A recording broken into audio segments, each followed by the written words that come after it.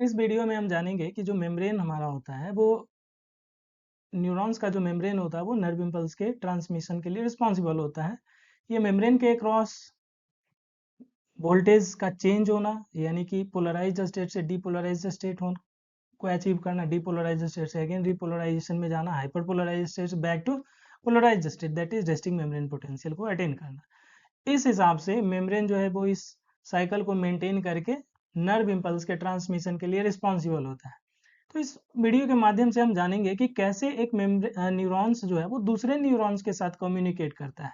ये जो प्रोसेस है वो पोलराइज स्टेट से डीपोलराइज से रिपोलराइज स्टेट को मेंटेन करना और उसके बाद न्यूरॉन्स के अलोंग जो है वो नर्व्स का ट्रांसमिशन करना, नर्व इम्पल्स का ट्रांसमिशन करना, दैट इज फाइन। ये तो हो गया कि एक न्यूरॉन के अलोंग जो है वो कैसे नर्व इम्पल्स का ट्रांसमिशन होता है, but the idea is to know how this nerve impulse is transmitted from a neuron to next neuron, another neuron. So we know that ki neurons has two main process, dendrons and axons. The dendrons are those process which are essential for receiving those inputs or the signals, है ना। तो जो dendron होता है वो nerve impulse को receive करके वो क्या करता है, it's send it's towards the cell body, that is ये न्यूरॉन्स के अलोंग अंदर की ओर ये जो है वो पुश करता है नर्व इम्पल्स को। But it is the axon which is now ये क्या करता है कि taking away this nerve impulse away from the cell body.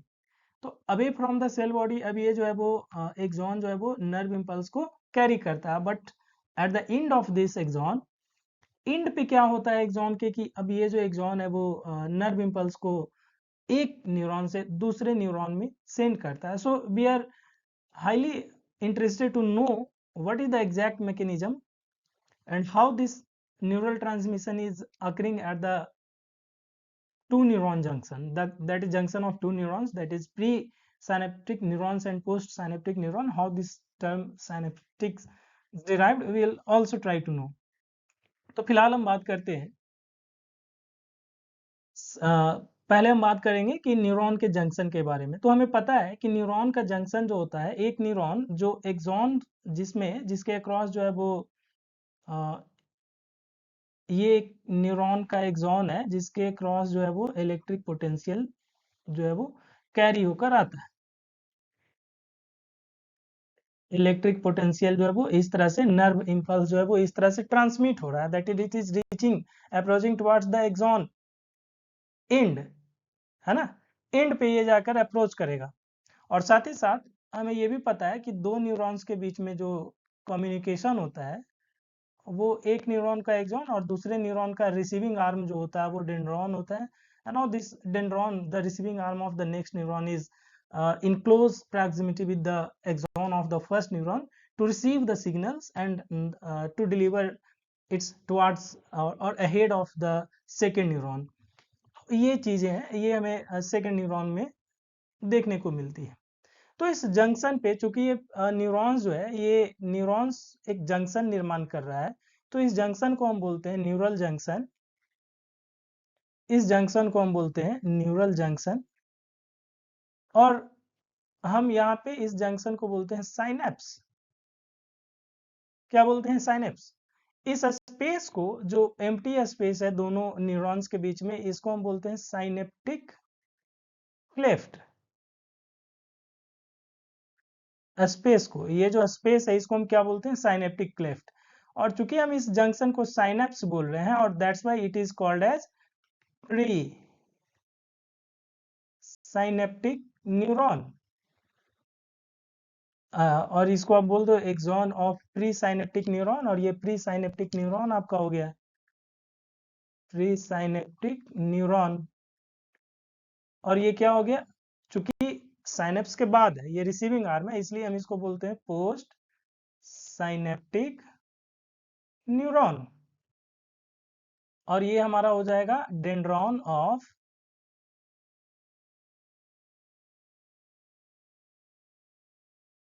Post synaptic neurons.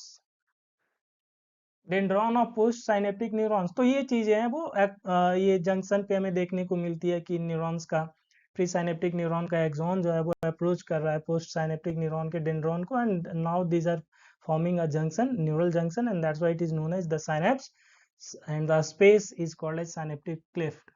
ये चीजें, ये नोमेनक्लेचर है।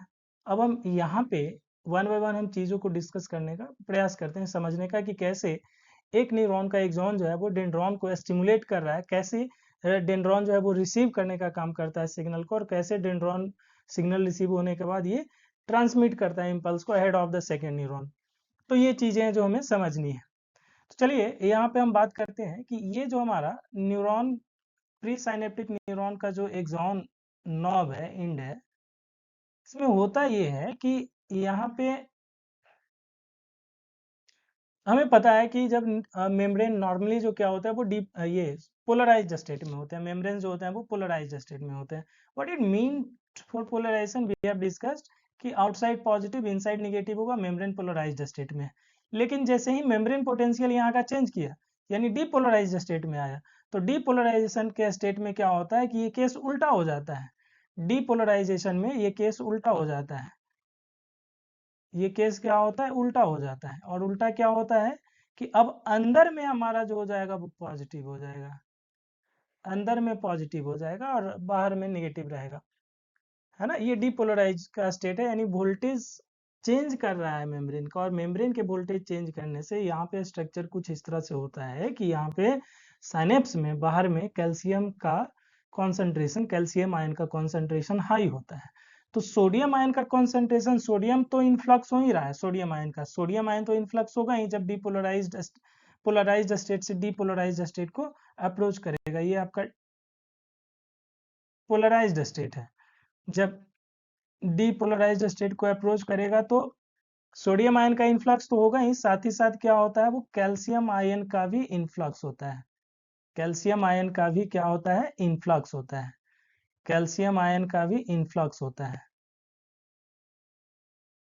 कैल्शियम आयन का क्या होगा, इनफ्लक्स होगा जब यहाँ पे मेम्ब्रेन पोटेंशियल अप्रोच करेगा। जब ये मेम्ब्रेन पोटेंशियल इस हिस्से में अप्रोच किया, कैल्शियम आयन का इनफ्लक्स हुआ, तो कुछ इस तरह से होता है कि अंदर में कैल्शियम आयन अब क्या होगा, हाई होना शुरू हो जाएगा। कैल्शियम आयन में क्या होगा, कैल्शियम आयन जो होगा वो एक्सॉन में हाई होना शुरू हो जाएगा। और जब कैल्शियम आयन हाई होगा तो जाकर ये क्या करेगा, न्यूरोट्रांसमीटर जहाँ पे स्टोर्ड है वेसिकल्स में, जिस वेसिकल में न्यूरोट्रांसमीटर स्टोर है उसके साथ फ्यूज करेगा। हालांकि कुछ लाइगेंड्स, कुछ प्रोटीन्स भी आते हैं जो जिसके साथ एसोसिएट होता है, but we directly try to know कि ये जो कैल्शियम आयन के कॉन्सेंट्रेशन के हाई होने से ये क्या होता है कि इस वेसिकल को स्टिमुलेट करता है, और स्टिमुलेशन के बाद ये कैल्शियम आयन जो है वेसिकल के साथ बाइंड करके इसको स्टिमुलेट करता है। वेसिकल का फ्यूजन होगा किस पे, एक्सॉन के इंड पे, और ये कुछ इस तरह से, ये कुछ इस तरह से ये स्ट्रक्चर जो होगा फ्यूज करेगा, स्ट्रक्चर जो होगा वो फ्यूज करेगा और न्यूरोट्रांसमीटर को यहाँ से ये रिलीज करेगा, राइट। यानी कि overall this is the role of this change in potential. अगर मेम्ब्रेन पोटेंशियल चेंज करेगा, सोडियम आयन का तो इनफ्लक्स होगा ही, कैल्शियम आयन का भी इनफ्लक्स होगा। कैल्शियम आयन का कॉन्सेंट्रेशन जो है वो एक्सॉन में हाई होगा, एक्सॉन टर्मिनल पे कैल्शियम आयन का कॉन्सेंट्रेशन बढ़ेगा। ये स्टिमुलेट करेगा वेसिकल्स के फ्यूजन को, एक्सॉन्स के एंड के साथ ये जो है वेसिकल्स का फ्यूजन होगा, और ये जो है न्यूरोट्रांसमीटर को इस स्पेस में क्या करेगा, रिलीज करेगा। न्यूरोट्रांसमीटर जो स्टोर्ड है वो इस स्पेस में रिलीज करेगा। अगर ऐसा केस हो रहा है कि न्यूरोट्रांसमीटर को रिलीज कर रहा है, तो न्यूरोट्रांसमीटर के रिलीज करने से क्या होगा, न्यूरोट्रांसमीटर के रिलीज करने से क्या होगा कि अभी न्यूरोट्रांसमीटर जो है वो अप्रोच करेंगे डेंड्रॉन के इस लोकलाइज्ड रिसेप्टर पे। रिसेप्टर यानी प्रोटीन होते हैं, कुछ सर्टेन स्पेशलाइज्ड प्रोटीन होते हैं जो सर्टेन स्पेसिफिक न्यूरोट्रांसमीटर को ही पहचानते हैं। ये कुछ आईडी कार्ड जैसा होता है कि if you have that ID card then you are allowed to enter, और otherwise if you don't have the ID card you are not allowed to enter in any case, how much VIP you are, आप कितने भी बड़े VIP क्यों ना हो, अगर आपके पास आईडी कार्ड है then only you are allowed to enter, otherwise you are not allowed to enter. The same case is here. Neurotransmitter release तो होते हैं, but all the transmitters are not allowed to bind here at the receptor of dendron. Only those neurotransmitters are allowed to inter yani only those neurotransmitters will be secreted, or only those neurotransmitters or specific neurotransmitters allowed for which there are the receptors available or expressed. Receptors तो बहुत सारे होते हैं, chemicals भी बहुत सारे secrete होते हैं, बट ओवरऑल भी क्या होता है कि जो न्यूरोट्रांसमीटर रिलीज होंगे वही न्यूरोट्रांसमीटर जाकर क्या करेंगे, बाइंड करेंगे रिसेप्टर से। तो न्यूरोट्रांसमीटर इन जनरल अगर हम समझने का प्रयास करें आसान शब्दों में, तो न्यूरोट्रांसमीटर जो होगा वो रिलीज होगा इस साइनेप्टिक क्लेफ्ट में, स्पेस में। न्यूरोट्रांसमीटर जो होगा वो बाइंड करेगा रिसेप्टर के साथ, जो बच गया वो डिग्रेड हो जाएगा, जो बच गया वो क्या होगा, डिग्रेड हो जाएगा इस स्पेस में। तो न्यूरोट्रांसमीटर जो है वो डेंड्रॉन के साथ बाइंड कर गया। अब अगर न्यूरोट्रांसमीटर इस डेंड्रॉन के साथ बाइंड कर रहा है, अगर न्यूरोट्रांसमीटर जो है वो इस डेंड्रॉन के साथ बाइंड कर रहा है इस तरह से, अगर न्यूरोट्रांसमीटर जो है वो इस डेंड्रॉन के साथ बाइंड कर रहा है, तो बाइंड करने से क्या होता है कि ये केमिकल्स है, ये क्या है, केमिकल्स है। और केमिकल्स के इन्फ्लुएंस में, केमिकल्स के इन्फ्लुएंस में यहाँ पे ligand gated voltage gated channel open होगा, ligand gated voltage gated channel जो होगा वो ओपन होगा, sodium ion voltage gated channel open होगा, ये अलाउ करेगा सोडियम आयन के एंट्री को, सोडियम आयन के एंट्री को। यानी कि यहाँ पे जो पोस्ट साइनेप्टिक न्यूरॉन में जो मेम्ब्रेन डीपोलराइज, ये पोलराइज स्टेट में था, अब इसको -70 मिली वोल्ट जो था पोलराइज स्टेट से, इसको डीपोलराइज करेगा कहाँ तक, -55 मिली वोल्ट तक। अगर इस पोटेंशियल को रीच कर जाता है, -55 मिली वोल्ट को रीच कर जाता है, तो क्या होगा कि ये फर्दर ये ligand gated ion channel, ligand gated ion channel आप लिखो। अगर ये 55 मिली वोल्ट को, -55 मिली वोल्ट को अप्रोच कर जाता है, तो ये sodium ion potassium ion BGC को ओपन करेगा और फर्दर बल्क में सोडियम आयन के एंट्री को, इनफ्लक्स को अलाउ करेगा। तो this is the very important point कि -75 से हमेशा all the impulse are not of that much of a strength to generate the equal strength, और हम बोलें कि वो फर्दर जो है वो कैरी ओवर होगा या नहीं होगा, that depends on the strength कि मेम्ब्रेन पोटेंशियल को कितना चेंज कर रहा है। अगर मेम्ब्रेन पोटेंशियल -70 से -55 मिली वोल्ट तक ये आ जाता है, तो ये वोल्टेज गेटेड चैनल को ओपन करेगा, सोडियम आयन का इन्फ्लक्स होगा। अगर ये नहीं आ पाता है इतना, अगर ये नहीं आ पाता है यानी इस नहीं पहुंच पाता है -55 पे, तो फर्दर ये क्या करेगा, वोल्टेज गेटेड आयन चैनल को ओपन नहीं कर पाएगा। That's why this -55 millivolt is as threshold. ये क्या है, थ्रेशोल्ड है, threshold potential. This potential is essential because at this potential only this voltage gated channel will open, and then only it will allow membrane to depolarize and carry over from -55 millivolt to 30 millivolt approx, plus 30 millivolt. That is so far we have discussed in earlier videos. So this is the case कि कैसे जो है across the synapse कैसे जो है वो neurotransmitter release होते हैं, और रिलीज होने के बाद कैसे जो है वो स्टिमुलेट करते हैं डेंड्राइट्स को। नाउ अब यहाँ पे मुद्दा ये है कि क्या सारे केमिकल्स जो यहाँ पे न्यूरोट्रांसमीटर जो स्टोर्ड होते हैं, क्या वो सारे के सारे केमिकल्स हमेशा इसको, इस स्टेज को, डेंड्राइट्स को स्टिमुलेट करेंगे इन ऑल केसेस? तो डिपेंड करता है कि किस टाइप का न्यूरोट्रांसमीटर है। जैसे अगर हम अपनी बात करें, तो not all the nerve impulses are necessary to carry over, यानी कि जरूरी नहीं है कि जो भी स्टिमुलस है उसको रिस्पॉन्स करना। जैसे हर तरह का स्टेट होता है ना, हंसी खुशी स्टेट होता है, विषाद हो गया, जैसे आदमी दुख पीड़ा में है, फिर बहुत ज़्यादा प्रसन्न है, बहुत सारा स्टेट होता है, डिफरेंट स्टेट्स होते हैं, हमारे मूड्स अलग अलग होते हैं। लाइक दैट न्यूरॉन्स पे, न्यूरॉन्स किस सिग्नल को भेजेगा, which signals are mandatory to send और which signals are not mandatory to send, है ना। अगर जरूरी है सिग्नल को भेजना या नहीं, अगर ये पहचानने के लिए, अगर इसको पहचाना जाए कि इस सिग्नल्स को भेजना जरूरी है और इस सिग्नल को भेजना जरूरी नहीं है, तो रोकने के लिए, लेट सपोज अगर जो है सिग्नल को रोकना है, अगर ट्रेन है, ट्रेन चल रही है, रोकना है तो रेड लाइट, अगर ट्रेन जो है वो पास करना अलाउ करना है, ग्रीन लाइट, अगर स्टॉप करना है ये, तो आपको जो है बी रेडी, तो येलो लाइट। तो इस तरह से यहाँ पे भी जैसे अलग अलग सिग्नल होते हैं, red light, yellow light, green light, that's why here is also, it is also कि यहाँ पे जो है सिग्नल्स को भेजना है या नहीं, दैट इज इंपॉर्टेंट। और अगर सिग्नल को भेजना है तो उस केस में क्या होगा, सोडियम आयन का इनफ्लक्स होगा। The neurotransmitters which will bind and allow sodium ion open those channels which allow sodium ion to enter here in dendrite. But if the signal is not mandatory, not necessary to send ahead, in that case what will happen, in that case ये क्या होगा कि neurotransmitter release तो होगा but it will block the sodium ion here, it will block the sodium ion receptors here, and ये क्या करेगा, stop करेगा सोडियम आयन के एंट्री को,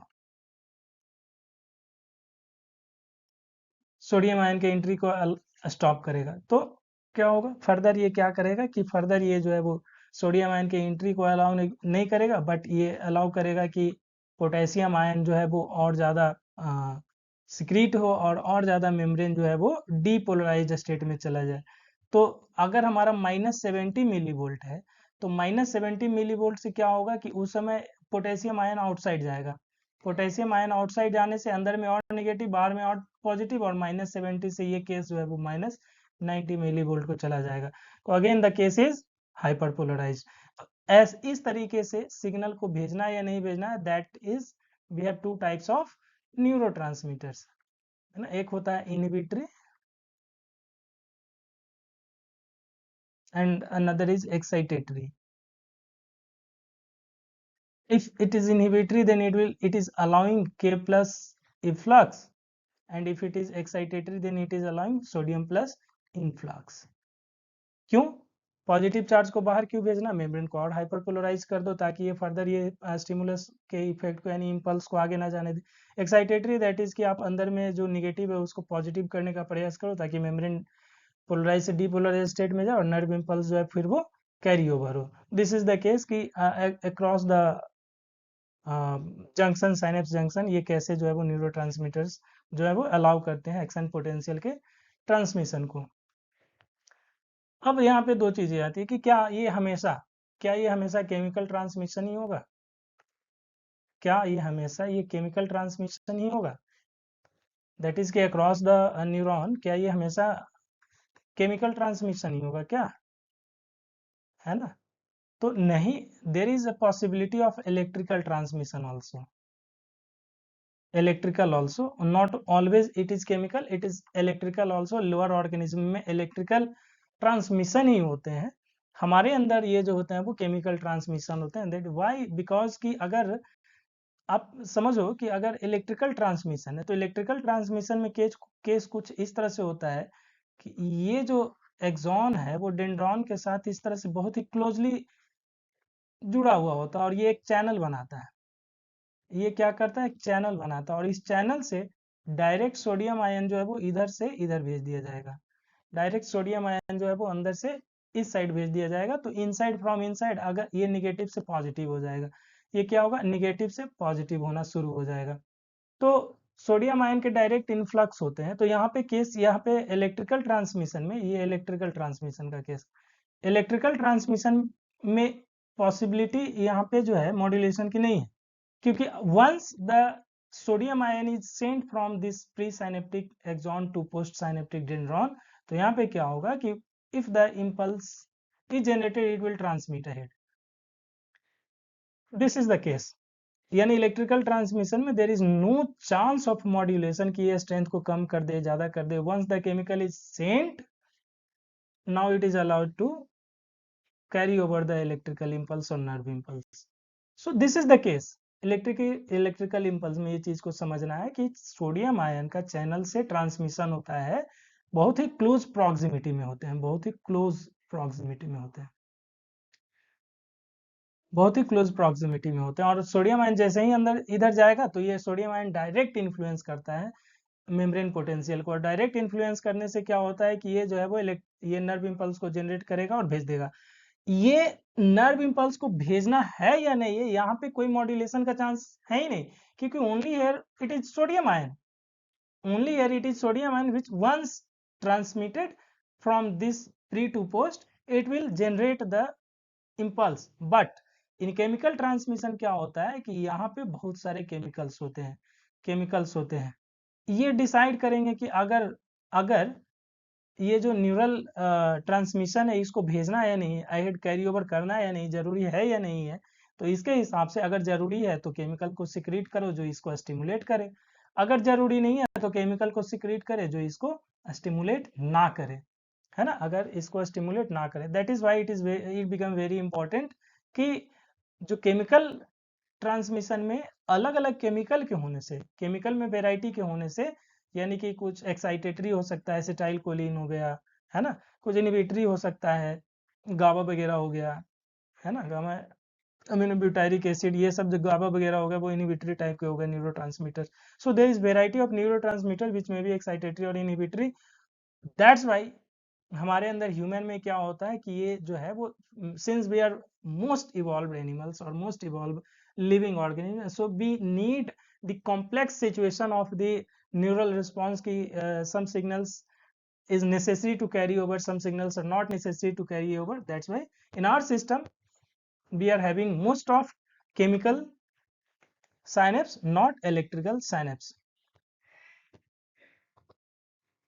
In our system we have most of the chemical synapse rather than of the electrical synapse. So this is the overall discussion of the synapse. So now we are closing here this session, and we'll discuss later